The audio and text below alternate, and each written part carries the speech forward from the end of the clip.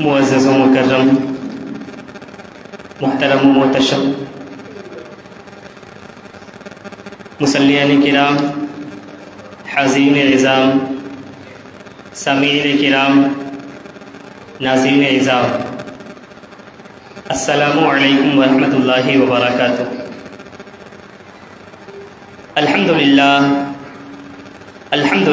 وحدہ والصلاة والسلام علی من لا نبی بعدہ وعلی آلہ واصحابہ المکرمین عندہ، اما بعد فاعوذ باللہ من الشیطان الرجیم، بسم اللہ الرحمن الرحیم۔ ان الذین آمنوا وعملوا الصالحات سیجعل لهم الرحمن ودا۔ آمنت باللہ صدق اللہ مولانا العظیم وبلغنا رسوله النبی الامین المکین المعین المبین المتین الکریم ونحن على ذلك لمن الشاہدین والشاکرین والحمد للہ رب العالمین۔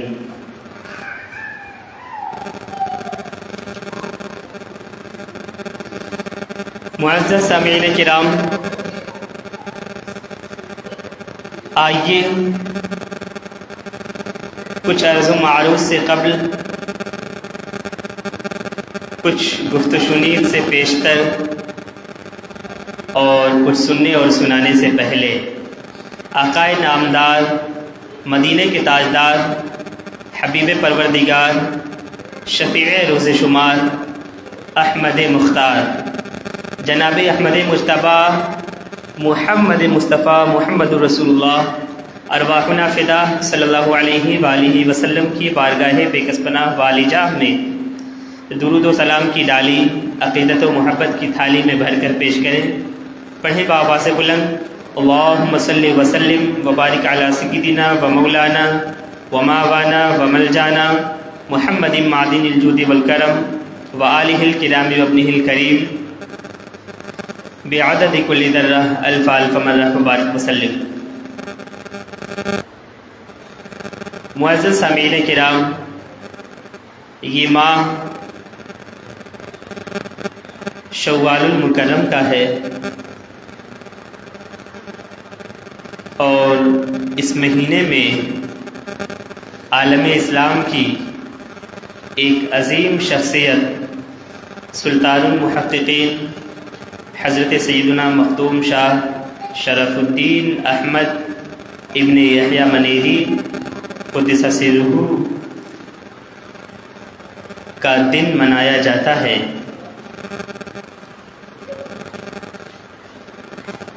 ان کا عرس سراپا قدس اسی مہینے کی 5 تاریخ کو 5 شوال المکرم کو بڑے ہی تسک و احتشام کے ساتھ منایا جاتا ہے، اور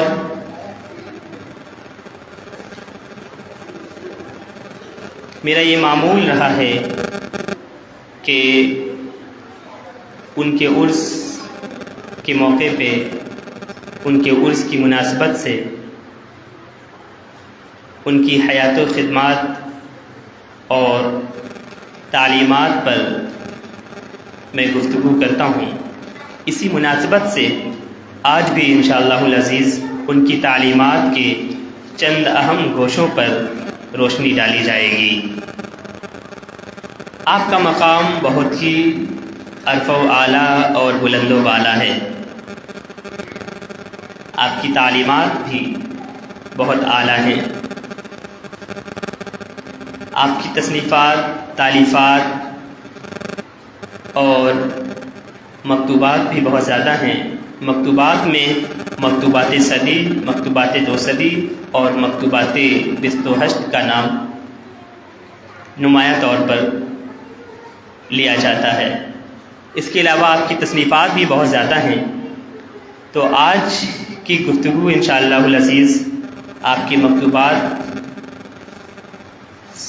میں جو تعلیمات ہیں اسی پر ہوگی۔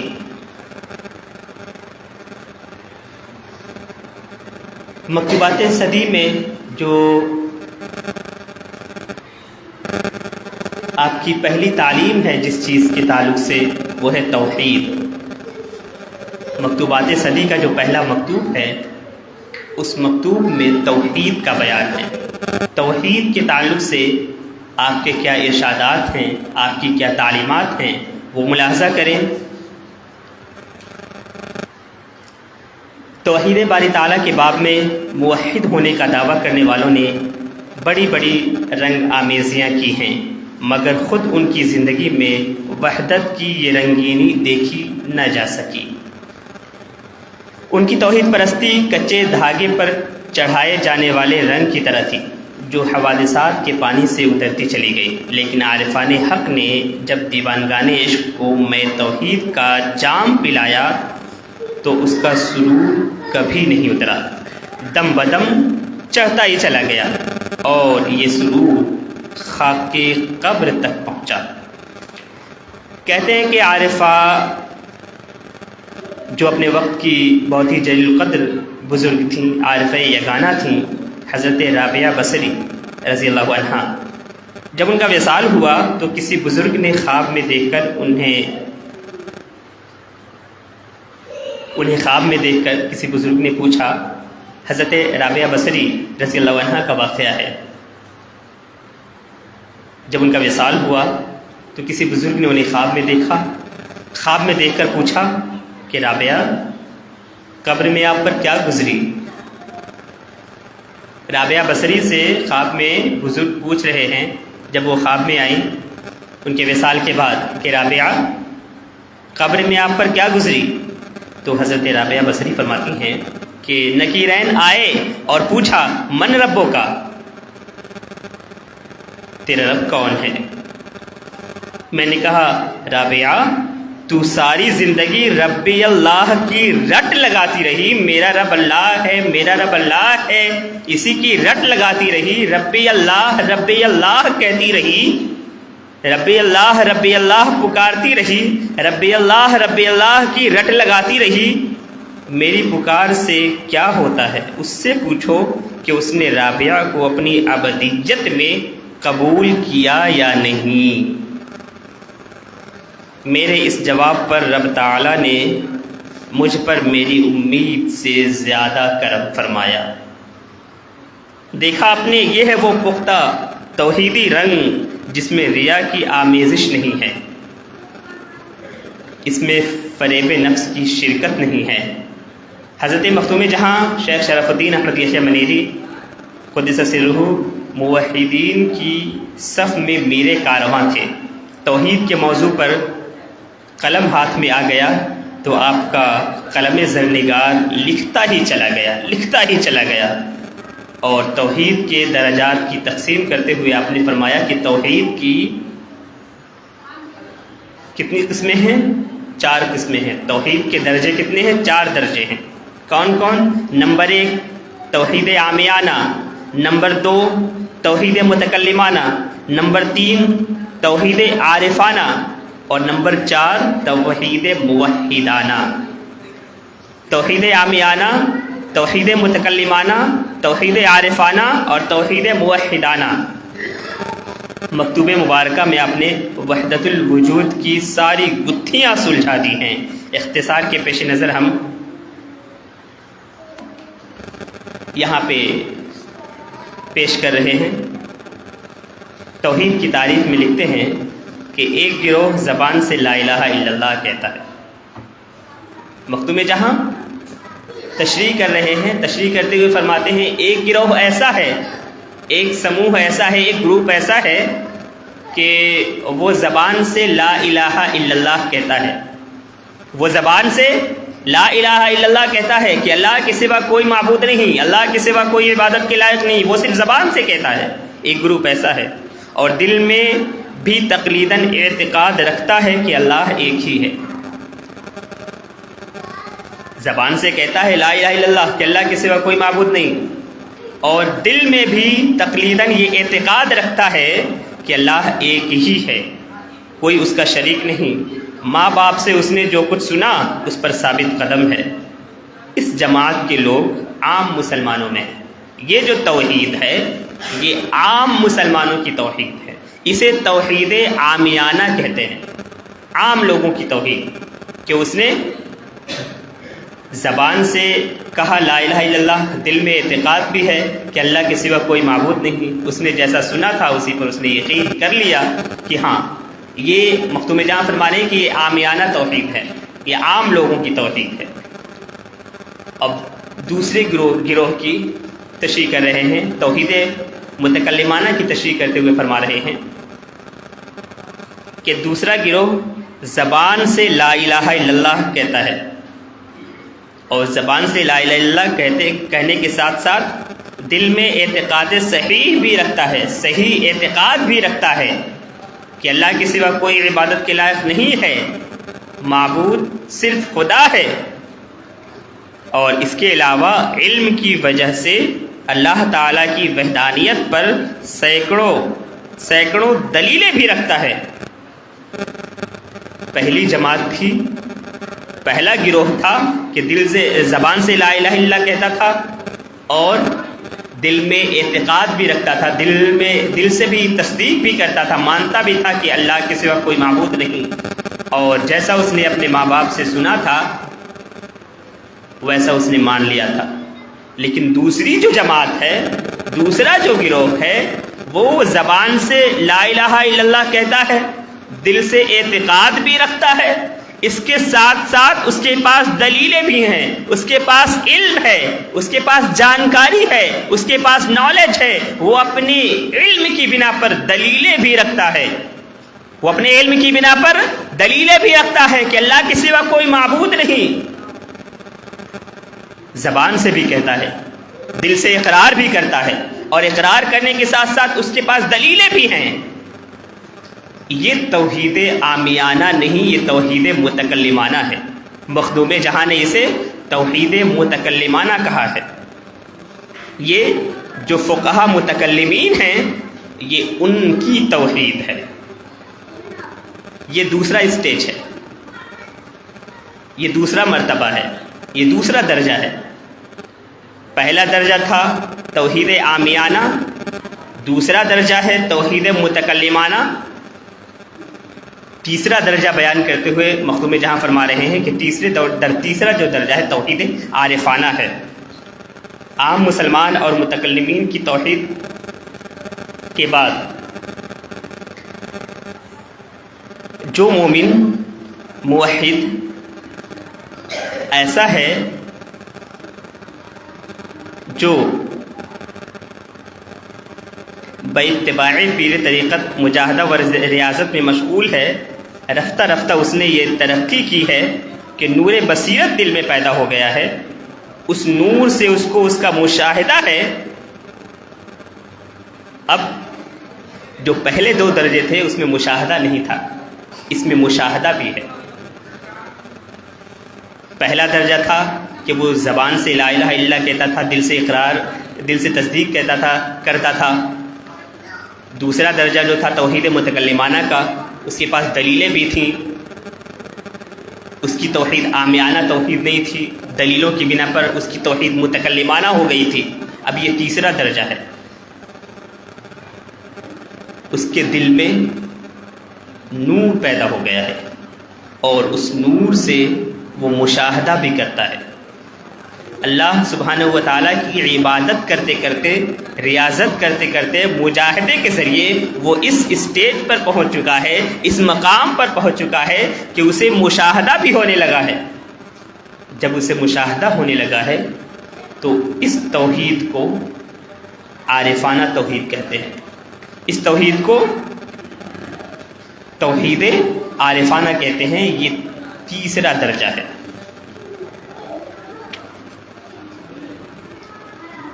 حضرات محترم، اور ایک موحدانہ توحید ہے، یہ چوتھا درجہ ہے۔